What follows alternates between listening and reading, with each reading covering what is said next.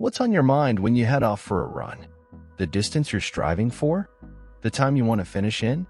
Or the kind of trainers you're lacing up? According to nutritionists, runners often overlook two key factors: nutrition and hydration. What and when you eat and drink can make or break your training goals, whether you're preparing for a race or just keeping fit.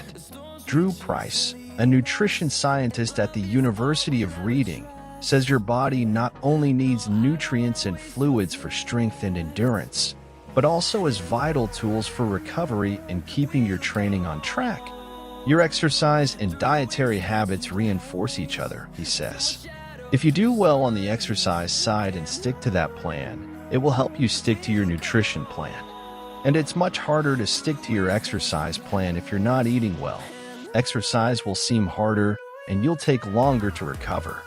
Price's clients have included many elite athletes, from Premier League footballers and rugby players to triathletes and marathon runners. He says there's no secret formula for the ideal running diet. Everyone has different needs, goals, and starting points, he says. But consistency is key. You need to be doing similar things day to day, week to week. That means planning meals ahead and building good eating habits. For example, if you're always skipping breakfast due to lack of time, find something quicker, he says. For example, a bowl of low-fat Greek yogurt with dried figs or dates and a small handful of almonds takes moments. And have a game plan for lunch, so you don't just buy a meal deal that's high in calories and low in nutrients, says Price. Avoid ultra-processed foods, UPFs, where possible. If there's more than one ingredient on the packet that you wouldn't find in a standard kitchen cupboard, then it probably falls into that category. They tend to contain fewer nutrients, says Price. What are the most important food types for runners? Carbohydrates, fat, and protein are vital to support your running, says Emily Keir, registered nutritionist with the team at Renee McGregor, a clinic specializing in sports nutrition. Here's why. Carbohydrates, a main source of energy for movement, especially when running at a moderate to high intensity. They also play a significant role in fueling the recovery process, Keir says. A study by the University of Birmingham School of Sport, Exercise and Rehabilitation Sciences found the main benefit of consuming carbs after intensive exercise was to help replenish glycogen, a form of glucose stored in the muscles and liver. Proteins, necessary to repair and grow muscle after exercise.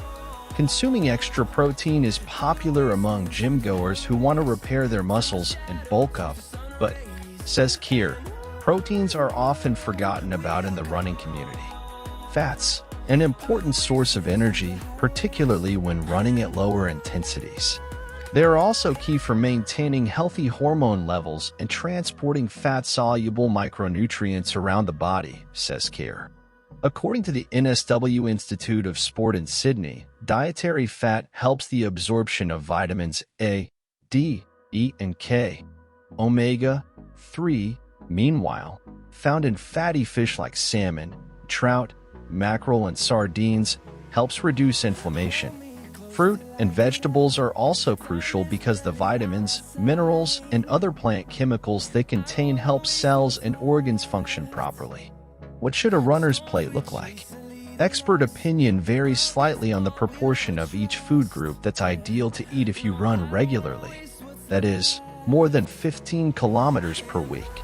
Price recommends visualizing your plate in thirds and filling each third with carbohydrates, protein, and vegetables, ideally fibrous, colorful ones, for every meal, then snacking on nuts, seeds, and dairy products, such as natural or Greek yogurt and kefir. Keir suggests filling 1/4 of your plate with protein, 1/4 with carbohydrates, half with vegetables, and adding a thumb-sized portion of healthy fats, like rapeseed or olive oil, avocado, nuts, and oily fish. But she recommends tweaking this according to your individual needs. If you're feeling fatigued and can't maintain running speeds, you might want to look at increasing your carbohydrate intake, especially around the time of your training, Keir says. If you have a lot of muscle soreness and are not progressing in your training, you should try increasing your protein intake, especially after a run. If you're losing weight and this isn't one of your goals, if you lack energy or suffer poor concentration, consider increasing your fat intake, she says. Carbohydrates. Go for starchy carbs that are digested slowly, such as rice, pasta, potatoes, sweet potatoes, whole grain cereals, and bread, Price says. The carbohydrates you have before a run will generally help fuel it, and the carbohydrates you eat.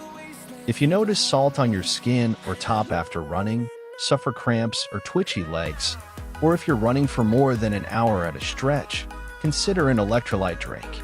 Although the cause of cramps is not fully understood, one theory is they're due to an imbalance of salt and water in the body. Electrolyte drinks will help to hydrate you and replenish the minerals lost in your sweat. Instead of buying sugary or sweetener-laden sports drinks, add an electrolyte tablet to your water before or after your run, or make your own electrolyte drink.